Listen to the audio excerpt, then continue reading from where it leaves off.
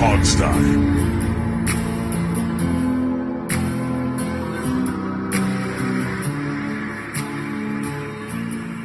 Hey everybody, welcome to the Hogstye. This is Alex Zeese, your host this week. It's a two-man show. We are down Jamal, but I got to see Jamal because I had to drive over to his house earlier on, Thursday? Or no, Friday. I had to, for some business stuff. Yeah, business stuff. We have some documents that needed to be signed, and he had them, then I had to get them, and it was just like, peel on out there, get the stuff, get back. He lives shockingly close to me. I'm surprised by that. It's very difficult to get anything done when you have people in different states. Right. Anybody who decides to open a tiny little business. Right. We have to do things for legal reasons and all that. It's not those always are a pain. But he's got a nice house. I'll say that. Nice little townhouse he's got. Cute. So I won't say where he lives though. I don't care if people know where I live. I won't say where he lives. Everybody knows you live in Washington, D.C., and that's about as far as they need to go. Yeah, exactly. And unless Jamal's you're an just Instagram stripper or something, then feel free to drop by Alex's house. Sure. That's fine. My wife won't mind. No,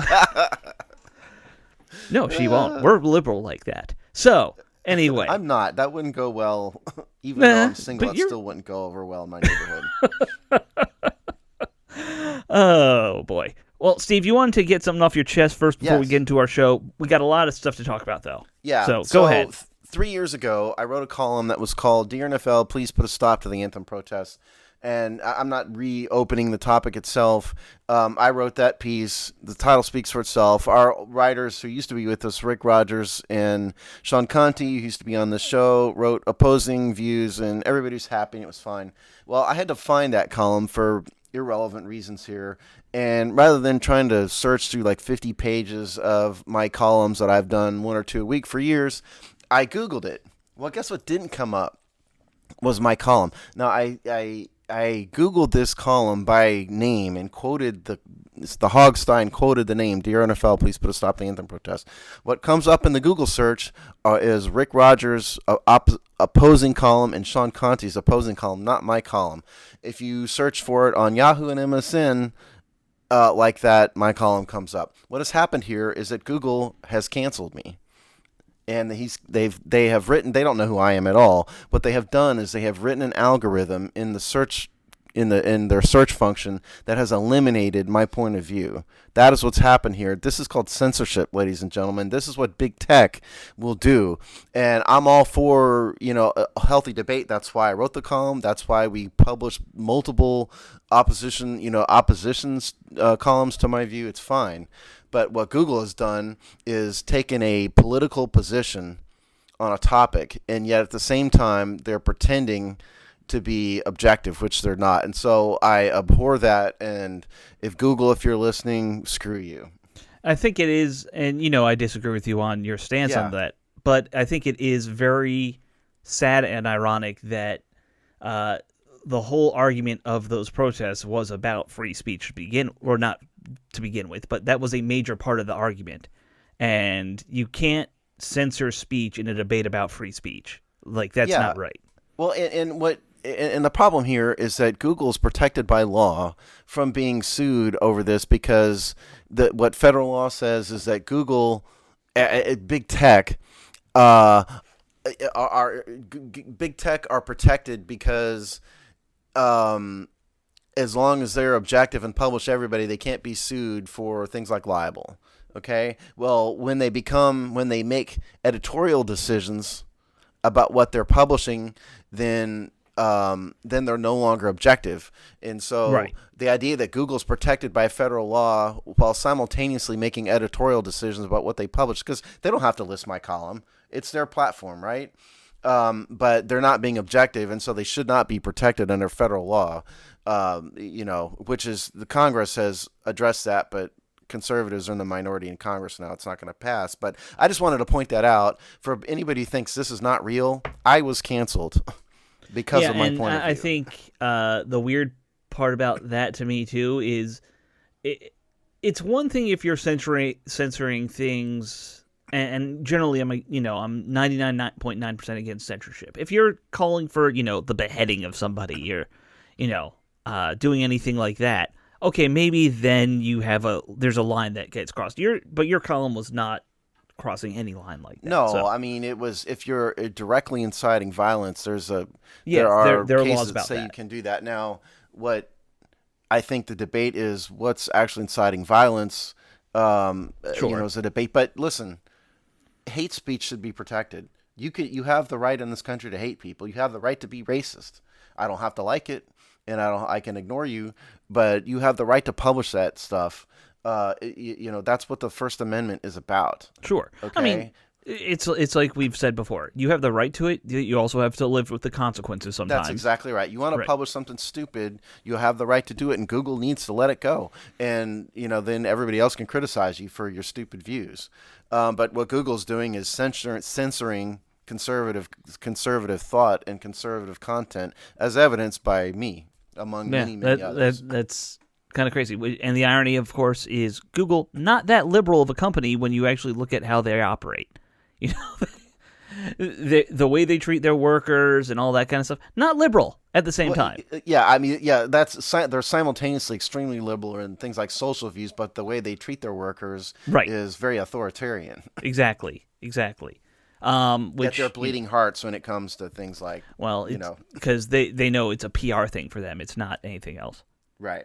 Yeah. Well, Steve, it does suck, but it is also a 3-year-old column, so we don't want to really focus on that. No, I know. I just wanted to. I didn't want to introduce the topic. I know. It was fresh on your mind. Yeah. It was, because you just saw it the other day. Right. But there's a lot to get to that is current that we should talk about with the show. I think the biggest story, we talked about it last week, where Alex Smith had that GQ story. Well, not shockingly, the team released him this week. Rivera put out a press release or statement saying he and Smith had sat down and they talked about it, and Smith wanted to be released, so they let him go. I think we all knew it was coming, one way or the other. Maybe you not so much, Steve, because you were pretty adamant that you would keep him to be the quarterback next year. It's not that I didn't think it was coming. I just sort of disagree with the timing of it and doing it right now. Well, they're making it a post-June 6th cut, which I've never understood how you can just say, we're calling this post-June 6th when it's not post-June 6th. Because what if he signs with somebody else, The simple way to do it, to think about this, is just to say, that's just what the rules allow. I know. But you know what I'm saying? Like, why even call it the June 6th rule if it doesn't What work? it does is it saves significant cap space this year, because it would have been the dead cap for a pre-June 1 cut would have been $10.8 million, as opposed to $8.6 million. So it's basically saving them $2.2 something million this year. That's what the effect is. Oh, and I understand it, but yeah. My point is this. First of all, it was pretty clear that Ron's style just isn't Alex Smith. That's been clear from day one. Forget the injury. I don't think Ron really wanted him. That's what, and I don't mean that maliciously, but not that's the playing style, not his personality. And that's sort of what Alex was saying in the GQ article. What I find odd and what I disagree with is, they've literally got just Taylor Heineke. Now, there's a sort of a debate as to what exactly Steven Montez signed at the end of the year last year. There's conflicting information, conflicting reports. Some sources say he signed a 1-year deal. Mm-hmm. Some say he signed a 2-year deal. So I'm not 100% sure if he's on the roster. It was a birthday card. It was actually just a birthday card. Maybe so. Either way, he's a restricted rights, exclusive rights free agent, so he may be back. But the point is, Taylor Heineke is it.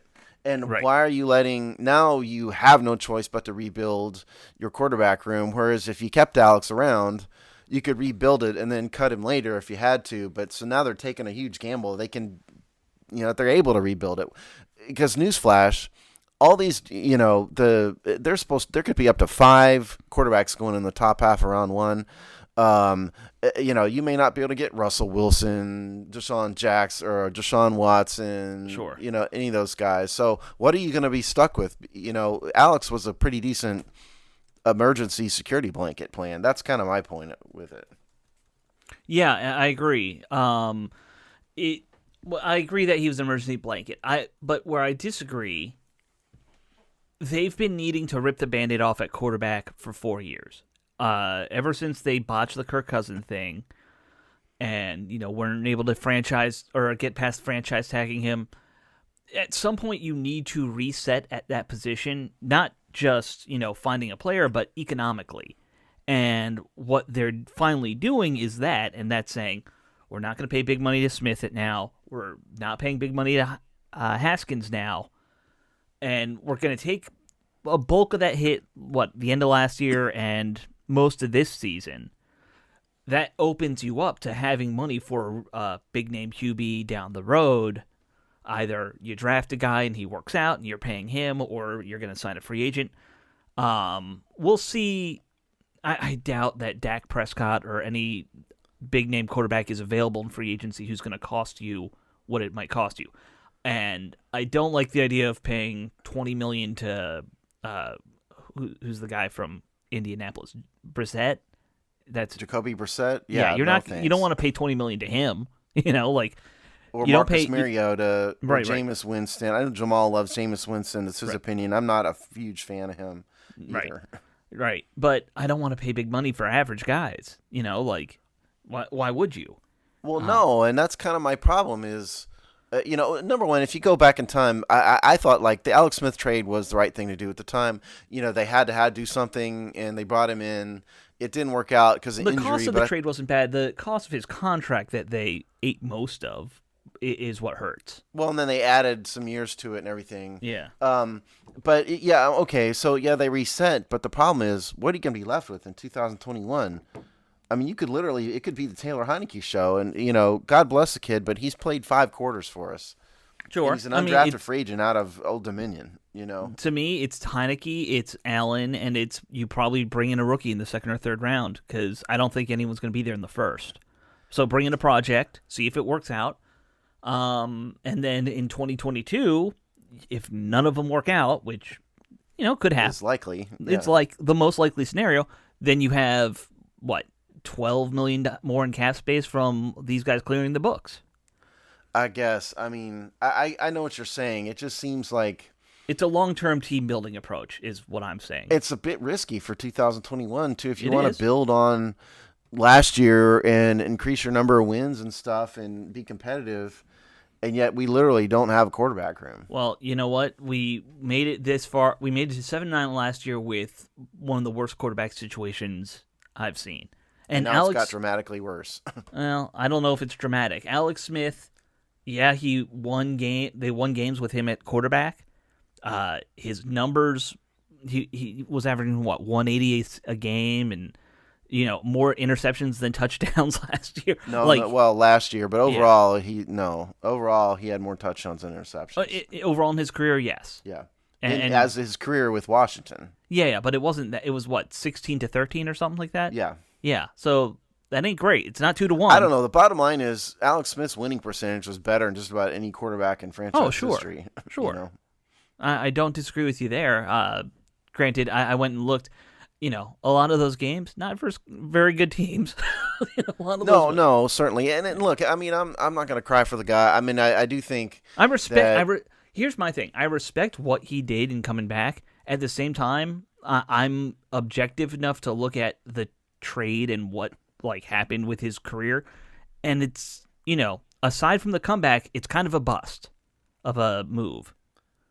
I can't call it a bust. I mean, he played 16 games in 3 years, and he was 11-5. That's not a bust. I mean, that's not a bust. And and I think what he brought to the team was leadership, stability, a maturity that helped everybody around him. No, I mean, he's not out there passing for 400 yards a game, But I thought he brought a lot to this team that was intangible that you can't quite put a finger on. I'm fine with him moving on from him, I guess. But what are we moving on to? There's no plan. There doesn't seem to be a plan. Now what they've done is they're stuck with being forced to bring some. Unless they're going to go with the injured Kyle Allen, who knows how healthy he is. Oh, and there was Heineke. video of him throwing the football around as far as his recovery. Yeah, So, wonderful. But I mean, yeah. can he play in a football game? I mean, you know, it's just a very risky move. Without normally teams don't do this unless they have a plan or they have the top pick in the draft or something, which Washington doesn't have. So I think it's just not what I would do. Put that way. Yeah, I know. I think it's just. I think they do have a plan. I don't know what it is, but I think they do. I think they have some idea of what they like, and I do think it's more of a bigger picture than just 2021 plan. Yeah, I hope so, at least. Because Ronda also doesn't strike me as a move up in the draft type of dude. No, where did I see it? I can't remember. ESPN or one of those talking head shows. They were saying how Ron Rivera has never once traded up or down in the first round or something like that. Oh, really? Yeah, like he never moves. So, because let's talk about it rationally. So, realistically, Taylor Heineke, Zach Wilson, Justin Fields are not going to be there. Not Taylor Heineke, but I know who. Sorry. Yeah. What did I say? Taylor, Trevor Lawrence. Yes. Taylor Heineke ain't going to be there either. Zach Wilson, Trevor Lawrence, Justin Fields are going to be gone. Right. Trey Lance, I don't think is a first round talent. But he'll go in the first round. He'll go in the first round. And then, so now you're down to Mac Jones is sort of the last one. Todd McShay, who I don't respect, but if you go by his opinion, he had all 5 of those guys in the top 10. Right. And Trask then is, some people say he's Trask a first rounder. Some people, I saw someone projecting him to go to Washington in the second round, which. Right. You know what? I'm not a huge Trask fan. You pick him in the second round, you're just saying he's a project. I'm okay. I can live with that. Yeah, he's not an immediate starter. That's right. And so what is the plan? And maybe the plan is just to roll with Taylor Heineke. Right. I mean, maybe that is the plan. I finally, by the way, watched some of Mac Jones. Mm-hmm. We'll get into it in the quarterback, preview, but I don't think his arm is that great, but he throws with anticipation that you do not see in college quarterbacks. No, I was very impressed with his anticipation. The problem with him is arm, and then what happens when you don't have Alabama's offensive line and Najee Harris in front of you? That's another story. But he sees the field like an NFL quarterback. He's a classic pocket passer. And so I like him more than I thought I'd like him. I see a lot of the same things that we talk about now with Haskins in hindsight, where you have a Heisman winning receiver, and then the other guy you're throwing to your other primary receiver is also going in the first round. And then you also have the best running back in the country in Najee Harris. Right. Like that's the problem. Yes, that makes it a little tricky. What's he going to do when you have Washington's offensive line and very little running game? Right, exactly. And then you've only got the Terry McLaurin show and a bunch of nobodies. Right. I mean, that's another matter. Yeah, that's the $1 million question. Yeah, and that's true for a lot of quarterbacks, that especially Alabama quarterbacks. Yeah, Alabama, all these big program guys. That's true for Trask. We're going to talk about draft tight ends later. He's thrown to one of the best tight ends that's coming out in a while. It's very helpful. Yeah, very helpful. We'll get into quarterbacks on another show, though. Yeah, of course. Well, okay, so for wrapping up Alex Smith, then I respect what he did, but I think they had to move on. So that's kind of where I'm at in the end. I would have kept him for now.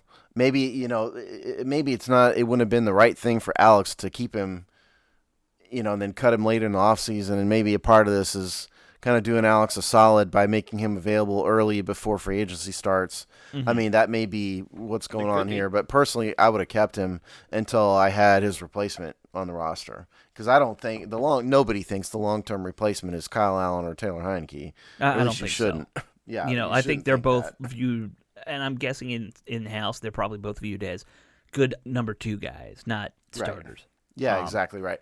Yeah. And so what's the starter? Nobody knows, and we don't have one. Right. And we have no ability to draft one that's going to be ready for 2021. Probably not unless they make a move, which is going to be tricky. Right. Lastly, although we do need to move on, Allen and Heineke, the comp has been made before a little bit. It's a little bit Beck Grossman-esque in a way. Different talents. A little bit, yeah. I would rather roll with these two than those two, personally. But, that's just me. Yeah, I mean, it's a little different because Rex, Sexy Rexy was an experienced vet at that point. Right, and he was a first round pick who was kind of a bust. So. Yeah, and it was really more his play styles what Yeah. didn't really work. Whereas these two guys are just they're more the John Beck. It's more like having John Beck and John Beck. Yeah, in a way, in that they're more underrated. Actually, they're lower because John Beck was a third round pick, which I don't understand what was seen in that, but None of them are realistically NFL starting quality. Right. I mean, exactly. God bless. Maybe if Robbie Duncan's listening to this, sorry, but the odds of Taylor becoming a starter are certainly long. Put it that way. Sure. Maybe he'll surprise us. Yeah, you never know on that. Right. All right. Well, let's move on because I feel like we could bitch about quarterbacks all day. We could. Yeah, we could do mini show. We have done mini shows about this. Right, and we're gonna have to come back to this in the end because we have Jamal's question thing. Yeah. That's right. Yeah. Yeah. So, all right, let's move on though, because there's some other stories that happened this week, and then there was some titillating rumor mill stuff that happened this week. The next thing I wanted to bring up though, this story, we know, what was it, 2 weeks ago or a week ago, that they suspended the cheerleader program. They're now bringing it back in a new shape where it's going to be a co-ed kind of spirit squad thing. I don't like to call it a cheerleader program at this point, but it's going to be the same but different because they're going to go co-ed with it, which they're not the first team to do. I found that out. I think the Ravens have had a co-ed cheerleading squad forever. So, yeah. First of all, Washington's calling this a dance troop, whatever. How freaking stupid is this? What is wrong with having a cheerleader squad? This strikes me as like a woke agenda kind of thing because the words that the team put out was talking about inclusion and this and that and like words that are not anthemic to people like me. So I think it's stupid. I don't know what's wrong with having a cheerleader squad. They were fine in the first place. Here's what happened. The cheerleaders were mistreated by the team, and specifically team execs, specifically Larry Michael, allegedly. Right. And among others, and they got allegedly mistreated on the Costa Rican photo shoot going back, 10 years or whatever it is. Yeah. And so what they have done, instead of supporting and rebuilding the cheerleader program, they punish the cheerleaders. Look, I don't care if there's men there, fine. It doesn't bother me, whatever. But I don't see the point, and I think this is trying too hard to, rebuild the image of the team in light of the name getting, kicked aside and all of that. So I just think it's stupid. That's all. Go back to what they had. So I think that it is entirely about them, trying to get revenge on the cheerleaders because, we did hear that lawsuit was settled. That's a good point. I hadn't thought about that.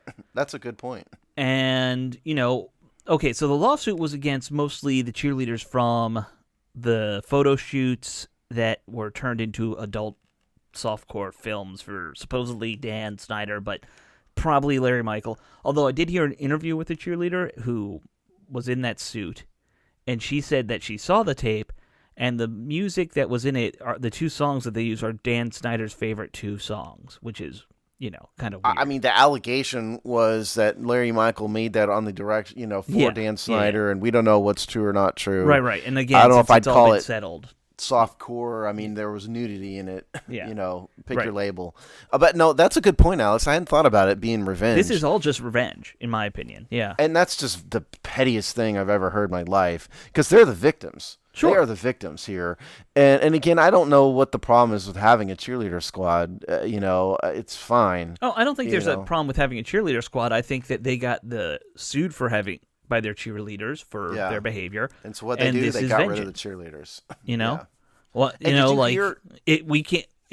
we can't do this, we're going to get back at you kind of things. We might have mentioned this on the last show, but how they told the cheerleaders was this very callous 4-minute Zoom call, where the team exec didn't even have the courage to go on camera or take questions from them. It's just, you guys are out, period, goodbye. Right. But don't let the door hit you. I got news for you. That's the way they've always treated the cheerleaders. So yeah, that's true. I just totally disagree with this move. I think it's dumb. I think it's petty. I think Alex is right. It's probably revenge, and I lost a little bit of respect for the team for this move. Yeah, I don't care if they put men out there, fine. But there's nothing wrong with having the first ladies of Washington. I thought they did a great job, and it irritates me and it's stupid. I mean, look, I really honestly have always said I Yeah. don't care if they're cheerleaders or not, because to me it's not like an important part of the experience. But Right. like when I heard that they were canceling it or whatever for 2020, I'm Canceling's like, a good word. yeah. And then when I heard that this is what they're kind of coming back with, I'm like, this is just because someone in legal told you to do this at some point just to cover your ass. Either that or the owner or somebody Yeah. said get rid of the cheerleaders, and so Right. they did. Right. Exactly. So, it's one of those two. We'll never know, obviously. No. Even if we could talk to Jason and Julie and, get them 10 beers in, I don't think they'd let it slip. I don't know if Julie could speak being 10 beers in. That's a lot for a little lady. Yeah. I don't know couldn't. how big she is. She looks like she's, pretty tall. I don't know. I I haven't don't seen her in know. person. Considering I have not had 10 beers combined in my life, No. I wouldn't know. I'm the wrong person to ask. Right. Well, it depends on the kind of beer. See, you don't know because I don't think it matters for me. No, not for you. For me, it would. Yeah. Yeah. That's certainly true. Right. Yeah, I think you've done this show 10 beers in. Oh, I've once or done this twice. show 20 beers in. Oh my God! Well, who because knows? certain beers have very low alcohol content, so you can drink a case of them, and then other beers have There's no you, Kimasabi. Yeah. I could not. No, you could not. But then there's other beers that have 5 times the alcohol content, and you drink 3 of them and you pass out. Okay. Well, I would say if there are any cheerleaders out there listening, and you want to get it off your chest, come talk to us. Yeah. Because we've had, I am serious. We've had at least one come to us in the past, and it didn't go on the air, but we're happy to publish your side of the story. Right. Yeah. And look, we wouldn't be children about it. I'll put it that way. No, we've never been. I think everybody who's listened to us knows that we're serious about this, and we'll do it in a professional manner. Except for Sean with the whole, what was it, Mia Khalifa thing. He got a little obsessed with her. I don't know if that ever came up on live on the air until now. I'm pretty sure we talked about her on the air. I don't know. That was a long time ago. Point is, Yeah. if you want to get your side out in an objective manner, we're here. Yeah. Yeah.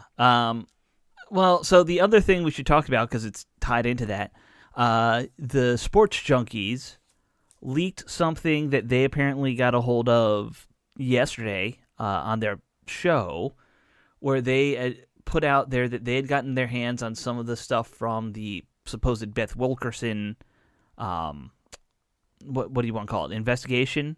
And her recommendations to the NFL. Yeah. And according to them, she is going to recommend to the NFL that they have forced Dan Snyder to sell or suspend him from all team activities for a very long time. Didn't say how long, but and no one's been given or no one really knows where they got this info. But those guys have been doing their show for 20 years. I'm sure they have inside info all over the place on various things. So I doubt that they would just put that out there if they didn't think it was legit. But it must be said that the NFL denied this. Right. NBC pulled the story off their website. Right. I'm not really buying it, Alex.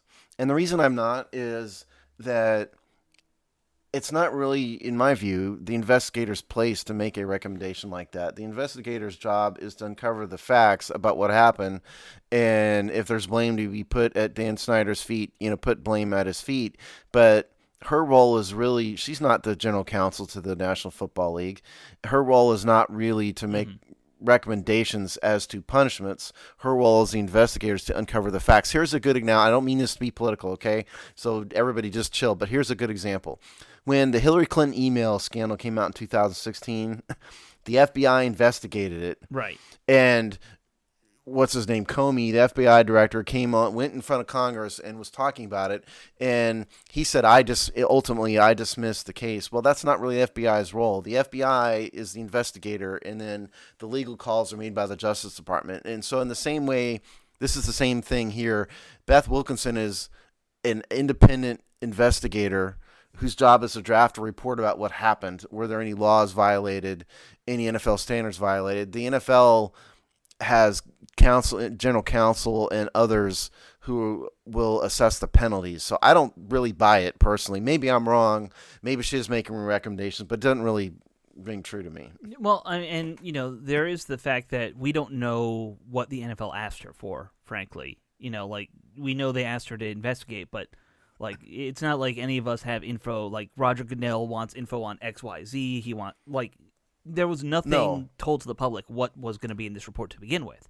No, but just the idea of her making recommendations as to what the punishment should be doesn't strike me as the role of an investigator. Sure. So whatever the junkies have, I don't know what they have or who gave it to them. Certainly they have sources. If we have sources, they have sources. And far more. Yes, and they have much better sources than we do. We should make right, that clear, right. Yes. So I'm not saying they're making it up or whatever, but I just don't. I don't buy it. I don't think it doesn't ring true. I mean, I don't think that they're making it up, or a source would make it up necessarily, unless it's like, hey, some guy on Twitter told me this. Like, I wouldn't. Which it could be. Yeah. It could be that. Now, I mean, what I said on IJB last week, and I think on this show, I still stand by. I think if the NFL was going to get rid of Dan Snyder, they would have already done it by now. Probably. I mean, I've always kind of thought that too.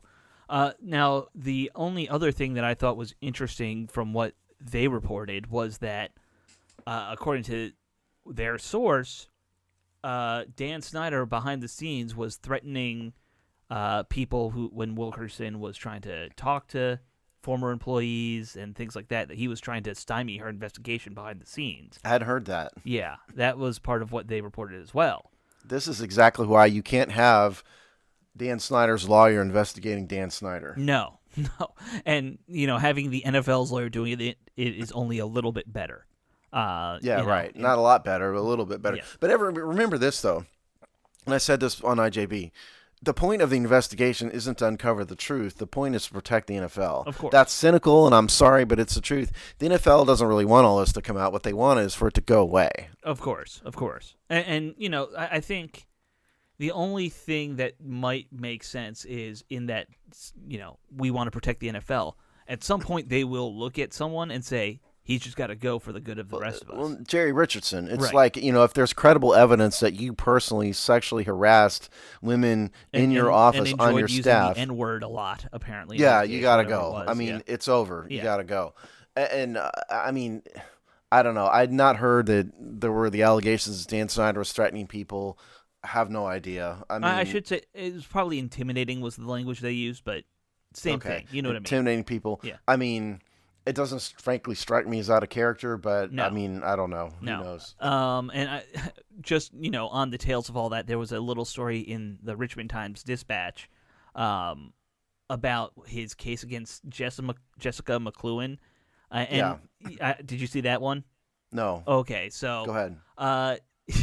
Basically, the judge started yelling at Snyder's lawyers in court out in Colorado, because I guess that's where she lives.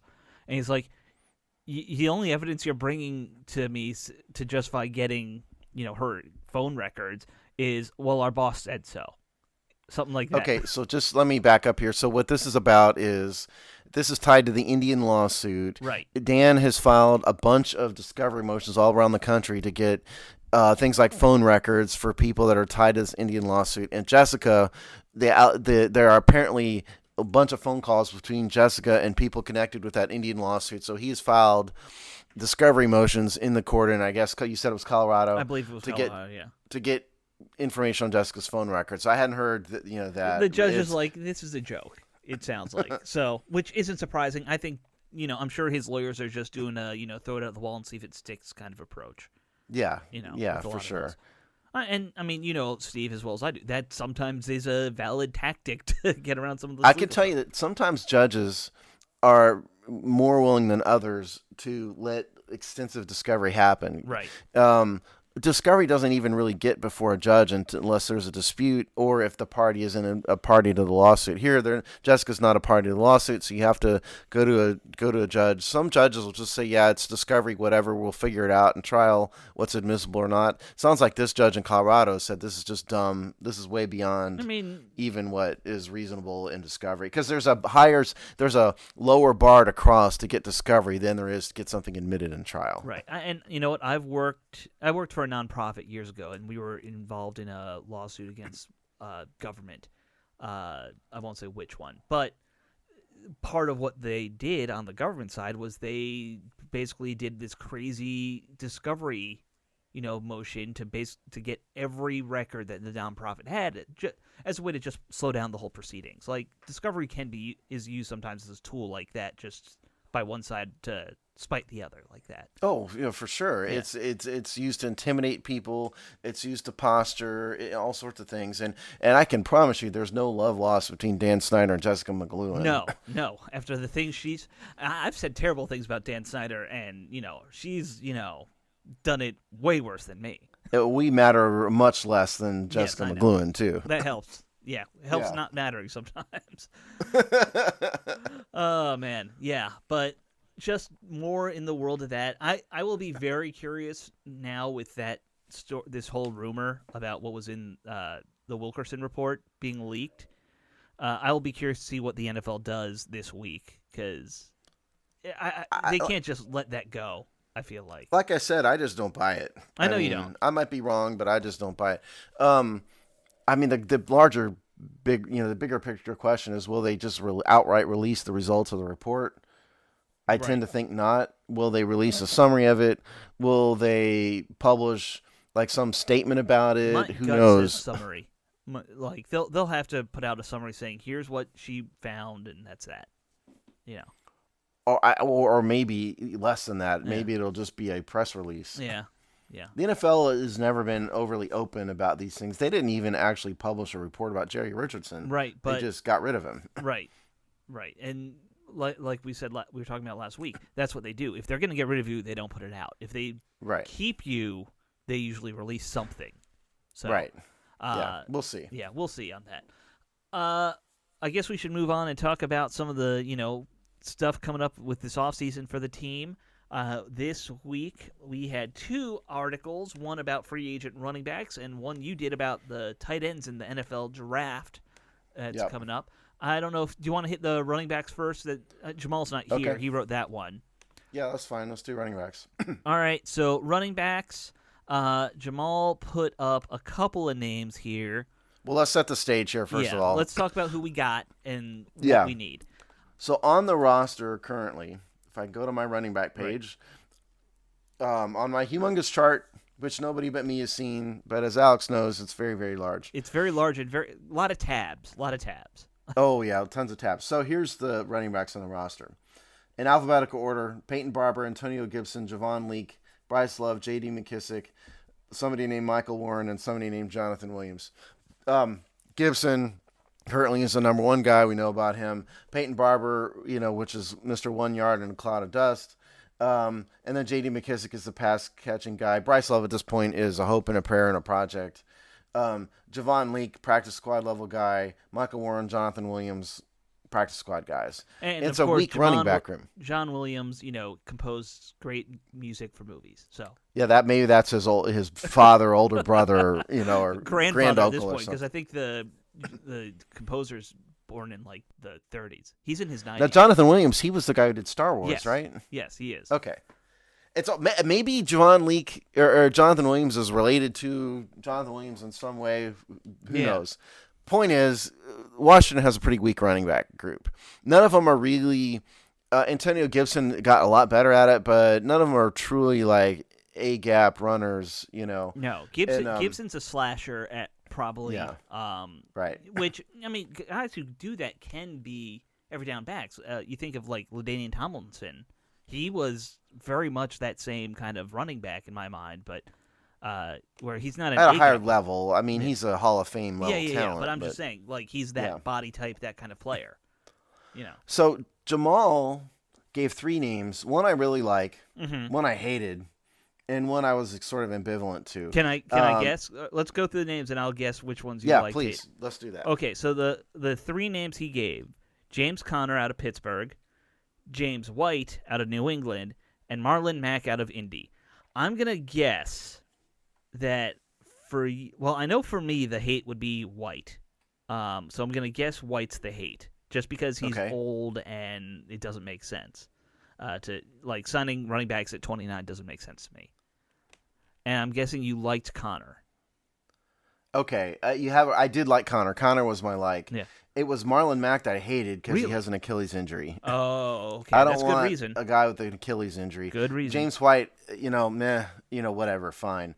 I like the James Conner idea because what Jamal points out here is, despite his size, he's got good size, 6'1", 230, right, 233, but he's very versatile. He's a pass catcher, which is important in Ron Rivera's offense. But, he had over 500 carries. He's a good back. He benefited certainly from being with the Pittsburgh Steelers a little bit, which is obviously a much better team than Washington. But I like the idea of bringing James Conner in. He's a free agent. Pittsburgh may not bring him back. They need to, their running back group kind of fell apart last year a little bit, despite Conner. So I think Conner would be a good addition to the team. Well, get rid of Peyton Barber and bring in Conner. Yeah. I mean, Conner, with that size, he definitely fits the bill for what we need to do, which is replace Peyton Barber as fast as possible. And I would think that they're about the same size, so he could do the running back through the A gap power game. Like you said, good catcher. The question is, if you bring him in, he's going to expect to be an every down back, in my opinion. How do you bring him in and then still get enough touches for two very good, versatile backs like McKissick and, Well, maybe Gibson. You don't, and maybe that's why he won't come here. Yeah. Because you're right. I mean, why would he come somewhere where he's not going to be the every down back? Maybe he won't. Yeah, and I mean, I think you are kind of looking for somebody to split carries with the other two guys that we have on this roster, and that's the tough part. I don't know if James White necessarily would be my pick, just because again he's 29, and running backs fall apart quickly, generally at 30. So, right. I would kind of be wary of somebody like that. But I would point out that what Jamal claimed, Jamal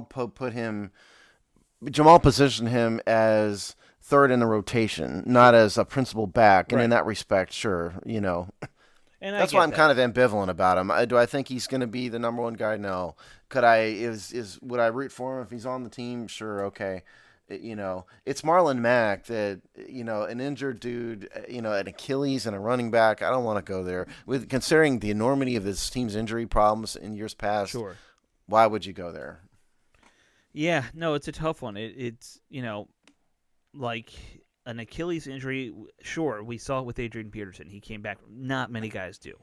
And Peterson took AP. That's 3 different. years to come back from his. AP is a freak of nature. Right. But like I said, He came back, he had one good season, then he fell apart again, kind of, because remember he had to drift around to New Orleans and Arizona. Everyone thought he was done. Well, part of that was because of the child abuse allegations caused him to be out. Yeah, and, that's true. It kind of messed his career up. Yeah. I mean, that is another part of it, is the allegations there. That I think James Conner's by far the best option on here. Alex brings up a good point. Why would he come here if he's not going to be the sure number one? Ron Rivera, newsflash, Ron Rivera ain't going to have a sure number one. That's not how he operates. No, I mean, he did it at, Carolina last year because he had, a superstar running back for the most part. And even then, Christian McCaffrey is better in space. Sure. Different animal there. Is Ron Rivera ever going to have a 2021 version of John Riggins? No. That's just not going to happen. So maybe, but as Jamal brings out, Conner's versatile, and that was why I liked him. Is he is a pass catcher. He can do a lot of things. I just think you brought up probably the decisive factor, which is why would he come here when he's going to be a rotational piece, right? Right, and unless just he gets maybe makes the most money here, but that also doesn't strike me as something. I don't think they want to invest. They need to invest in other areas more desperately than they need to invest in running back. They need a running back. Their running game was bad. They need a running back one way or the other, but they could get it in a lot of ways. Oh, Draft, but other ways. Running backs are easy to draft, and I mean, I still put a lot of the issues with the running game on the O-line and lack of, any other blockers other than the O-line. Well, it's also a lack of talent. Yeah. But, I mean, individually, you look at what J.D. McKissick and Antonio Gibson did, they both had 1,000-yard seasons. They're not bad. They're just, they're dual threat running backs. I like Antonio Gibson. I think J.D. McKissick is sort of the next Chris Thompson, who's really more of a pass catcher. Yeah. And then Gibson is just learning how to be an interior runner. And, like you say, he's more of a slasher. Yeah. And I think they could use an interior guy. Is it going to be James Conner? Probably not. No. But somebody like that who's effective, who's not 1 yard in a cloud of dust like Peyton Barber is something this team desperately needs. And the problem is, I'm scanning the list of who's going to be available. It's not a lot. It's a bunch of Gorick. Yeah, and the thing is, power backs like that, they don't come around anymore. Like true, there are no John Riggins for the most part in the NFL. Who I'd be in favor of is Najee Harris. I don't think they'll do it, and but I think he would be a great draft pick for Washington. If he were still there, he would definitely be near top of my board. Absolutely. But what you said is why Jamal only listed 3 guys, because it's a bunch of I mean, and look, there's professional scouts, and maybe out there that are better than us on the team, and maybe they'll know one of these guys has potential, and they'll sign him. All right, so I'm looking at some of the names here. Impress me. Well, okay, so the best one will be Leonard Fournette. Just won the Super Bowl there. He probably fits what they need, but again, he's going to cost you $10 million. He's going to look to get paid if he leaves Tampa. Why would he leave Tampa to come to a massive franchise? Just for money. That would be the only reason. Right. You ain't going to go for AP again. You ain't going to go for Frank Gore. You ain't going to go for Alfred Morris. Rex Burkhead, too old. Carlos Hyde is too old. Todd Gurley. How old is Carlos Hyde? 31. Yeah. No, thanks. I mean, look, okay, yeah. Frank Gore and Adrian Peterson are 36 and 38. That ain't normal. I don't know if Frank Gore's even going to play again. I mean, they're freaks of nature, regardless, is the point. Right. James White, like we were talking about, Matt Breida, Mike Davis, Carlos Hyde, Brandon Hill. There's not a lot. I mean, look, they're going to have to draft somebody, or find a undrafted free agent who they think of highly or something. I think it's almost impossible for me to imagine they won't bring in somebody. In particular, Peyton Barber didn't really fill his role. No. Peyton Barber did not do what the team needed him to do. He was not effective as a runner. He had his moments, a couple of them here and there, fine. But he did average, two and a half yards carry? 1 yards per carry, I believe. And that's just not good enough. And so they do need an interior A-gap power runner type. Where are they going to find it? It's probably not going to be on Jamal's list. For the reasons we discussed. So I would expect maybe they'll burn like a 4th-round pick on somebody. Well, so, I did that whole big breakdown of player usage rates and stuff like that for that one article I wrote a while back. Right. And here's the thing. Peyton Barber, 100 touches, only 25 of them were for first downs. And if he's your short yardage back and your goal line back, then you shouldn't be giving him the ball if it's not a short yardage or goal line play. So, that means to me, in 75 of those touches, you didn't need him in there. Somebody else should have been in there. He was ineffective. Right. Or he didn't get a first down, but I think he was fairly reliable. I couldn't find percentages. He was one of the ones that stuck out of your article. Yeah, for exactly. The reasons exactly. You suggest. So you got to find somebody who get better bang for buck kind of thing. You know, I get a power back might not get you 4 or 5 yards a carry, but you got to get somebody who's getting you up to 3 something. Do you know how much that matters? Like that extra yard? Yeah, they need to at least be effective in the role that they're going to do, and that wasn't Peyton. No offense to you, Peyton, if you're listening, but I just didn't think you were effective, and I don't think the numbers bear it out. No. I mean, his number, that 2-yard average, if he were an actual fullback, fine. I'd be okay with that. But he's a running back. He's not a Mike Sellers would have been okay with that. Yes. Well, Mike Sellers would like chew people up in 2 yards. Like he would destroy them. Remember how they used to have that hit stick thing, and Mike Sellers kept getting it like for the most violent hits every game? Oh yeah, that's right. Yeah. Yeah. It was just a 2x4. I think they carried around the locker room. Very weird. I think realistically, unless Najee Harris falls to 19, realistically they'll draft somebody in the middle round somewhere that kind of fits this role. Who it is right now, I don't know. We haven't really studied running backs yet. No, we haven't. And I think again they're gonna, like you said, probably have to go to the draft. So realistically. Yeah. Oh, yeah. Also, by the way, a 4th round running back's not going to cost you anything. I just don't think Ron's going to spend big money on James Conner either. Is the other thing. Why would I mean? I know you think they struggled, but Gibson has shown he could probably be our number 1 guy. Even though he might not have the full skill set. It's not that I think he struggled. It's that he's very inexperienced in the role, and I don't think his talents lend itself to that very well. I think they could use somebody who could be the power back guy and let Gibson be the slasher who gets the ball in space a little bit on pitches, that kind of thing. I think that's more his role. But I like him a lot. I just don't. He's just so inexperienced that I don't think his talents fit that role very well. No, they don't. But I think he's talented enough where he could be. I would give him a shot before I'd spend money on somebody else. Yeah. Let's move on. We got about 10 minutes left to talk about the rookie class and the tight ends and your article there, Steve. Yes. So why don't we start with I'll let you kind of take the lead here. Okay. All right. So first of all, Washington's tight end group, as everybody knows, needs help. What we have here currently is Logan Thomas is the number 1 guy. He signed through 2021, and after that, you've got a bunch of junk basically. Marcus Baugh, Dylan Cantrell, Tamark Hemingway, they are practice squad level guys. Thaddeus Moss, he is an undrafted free agent. He was hurt last year. And we have Tyrone Swoops, who, frankly, I don't really know much about. And so that is the current group. So I think it's very, very, very likely that Washington is going to draft a tight end of some type.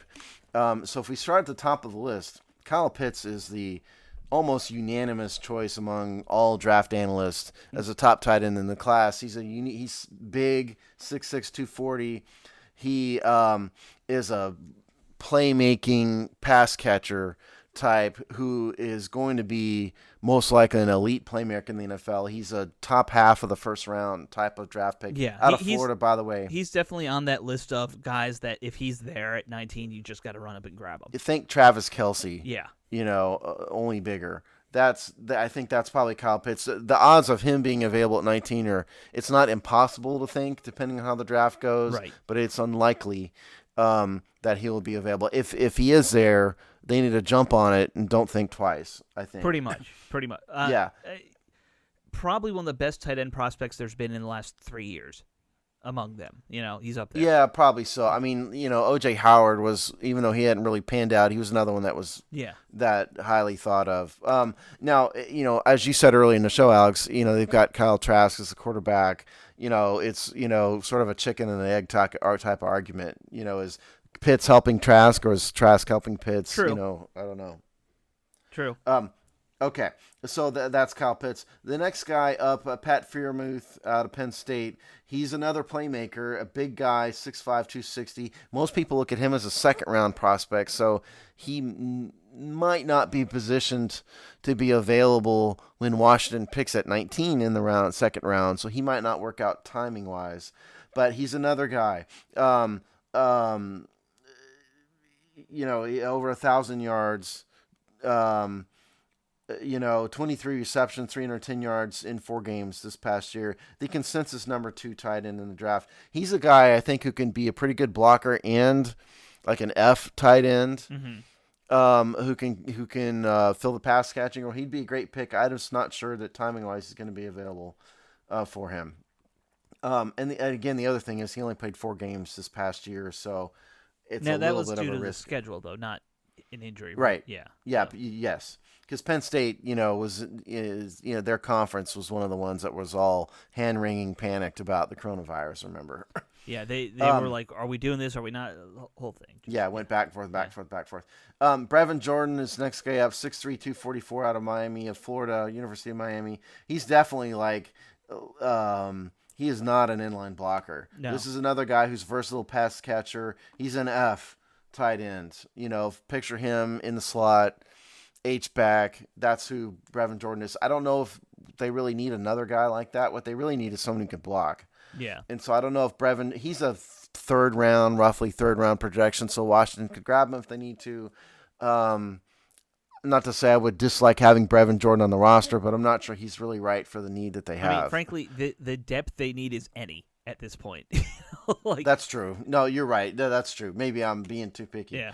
Hunter Long out of BC, 6'5", 254. His downside is he's not a great athlete. He's not fast. His 40 time, obviously the combine didn't happen, but he's in the 4.8 range speed wise, which isn't much. So he would probably fit more that traditional blocking tight end role that you're talking about, though. Yeah, which is like you said, he's not known as a quality route runner either. So I'm think like Logan Poulton type. Well, I like me some Logan Poulton types. I'm not. I like him too. Long is probably a third or fourth round pick. Another guy who'd be available. I think he could be a good overall tight end. Don't miss. I'm not disparaging him at all. But this is not Travis Kelce, is what I'm saying. No. Or Gronk. This is not. Yeah, I'm one with of you. those I'm with guys. Okay, I'm gonna blow through the rest of these a little bit faster here. We're kind of running out of time. Tommy Tremble, Notre Dame. Tremble has been behind a couple really high quality tight ends at Notre Dame, so he's a bit underused or undervalued, maybe I should say, just because he had other guys around him that were very, very good tight ends also. He's an athlete. He's 6'4", 250. He's another F tight end, probably not an inline blocker. Round 4 or 5. Trey McKitty out of Georgia, 6'4", 247. 4.7, 40-yard dash. Another pass catcher, good hands, good strength. Is negative blocking, the book on him, not a good blocker. Mid-round. Kenny Ebo out of Mississippi, 6'4", 247, another guy. He's going to be a pass catcher. He's going to be an F tight end, not a blocker. I think he's a decent blocker by college standards, but most scouts don't view him as a plus blocker in the NFL, so that's him. Tony Poulton's an interesting prospect. He was a quarterback at Central Michigan, and he played a little bit of receiver. He played tight end. Transferred to Virginia there as a grad student, so he's only played tight end a couple years. Didn't play it in high school, so he's very raw. This is another Logan Thomas type. He's huge, 6'7", 258. He might be the perfect backup to Logan Thomas, in some ways. Early day 3, he'll be there. Kerry Angeline. This is not a complete list, by the way. This is just the guys I like. Kerry Angeline, may be my favorite day 3 pick. 6'7", 250. A classic inline blocker out of North Carolina State. 960 yards in college, 61 receptions, so he can catch. But he's there. Here is your day 3 classic inline tight end, Kerry Angeline. And I'll throw you one curveball here. Quentin Morris out of Bowling Green, 6'4", 250. Another F tight end, but a mid-major, a little bit off the beaten path. A good athlete, 4'7", 40. High effort, decent blocker. I think would be a great day 3 pick. So that is tight ends in my view. Your thoughts? Well, I think, like we were saying while you were going through the list, they need help no matter what. And they probably could use a second pass catcher and a blocker or two. Like, I know we have Moss coming back from injury, hopefully, and, he's kind of more of a H-back. He's not a speedy guy, but, like, that's kind of what he does is the blocking. Moss is not his dad. No, Moss is, yeah. He's a big body, slow, Yeah. But, there's a place for guys like that in the league. I mean, we were talking about with running backs. You need people to block other than just the, 5 guys on the line. I like Thad Moss, but I don't think he's going to stop Washington from drafting a tight end. They desperately need to draft a tight end. like I said, they probably need help. I would be okay if they drafted 2 tight ends in this draft. Yeah, like they're probably not going to get Pitts, but and maybe not Firemouth just because of where he's going to be drafted. Right. But the rest of these guys, any of them would be a good addition. Well, and I got news for you. You don't need a high round draft pick on a tight end to make him productive. I mean, Chris Cooley was a 4th round pick or late 3rd round pick. Right. And he was one of the better ones we've had. Same with Jordan Reed. One of the best. He might be the 2nd best tight end we've ever had. He's definitely up in that top 3 list. Depends on where you want to put Doc and, some other guys. Well, I mean, Pat Smith. Oh, yeah. There's your number 1. Well, of course. Smith is your number 1. Yeah. But,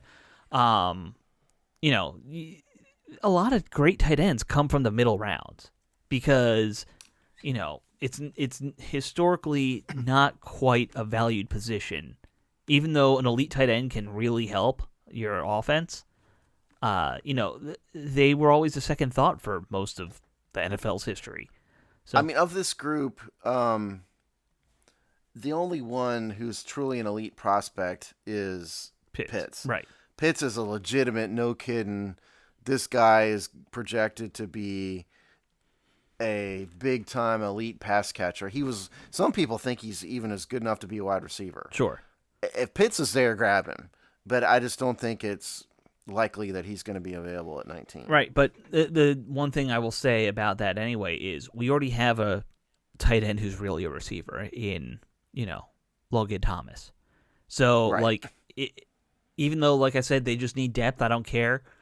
I also recognize that the need is for more of a Hunter Long type, somebody who's a little bigger, who will muscle around a little bit, even if he doesn't have the elite speed. He can be the chip block, go out and get a little 5-yard dump off kind of guy, which is what. That's why I like guys like Tony Poulton and Kerry Angeline as maybe day 3 picks, right? Because they're big, they're strong. Do they need help? They have weaknesses. Yes, that's why they're day 3 picks. But those guys, the team can work with. They have the tools. They have the size to be that inline guy that they need, which would help the running backs. By the way, yeah. I mean, that's my big thing is you need extra blockers in the run game right now. Right. So I'm okay with guys like that. I'm okay with, I'd rather somebody who that number is north of 250 so they can block than somebody who's like really 220, 230 and pretends to be a tight end right now. Yeah, I agree completely. Yeah. So I do expect them to at least come away with 1, maybe 2 from the draft. So. Yeah, I agree. Yep. So that's tight ends, kids. Yeah, I expect. Now, by the way, next week we're going to finish up free agency next week with receivers. Oh, that's on me. I got to write a receivers piece this weekend, Alex. Hey, you know what? There's a lot of receivers to talk about. It's a fun receiver class.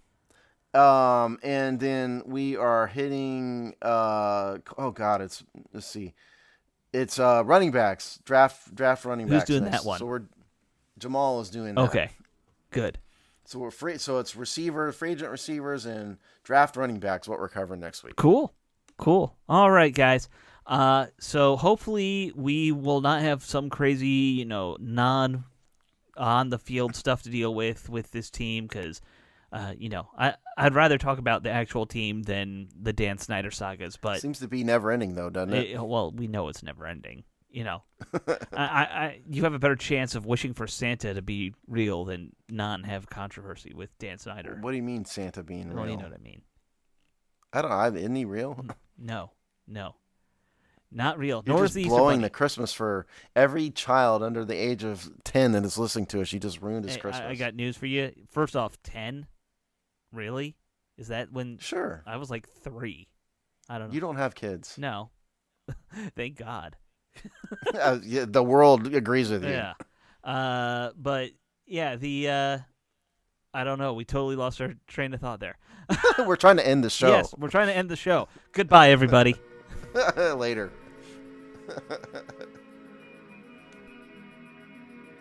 Okay.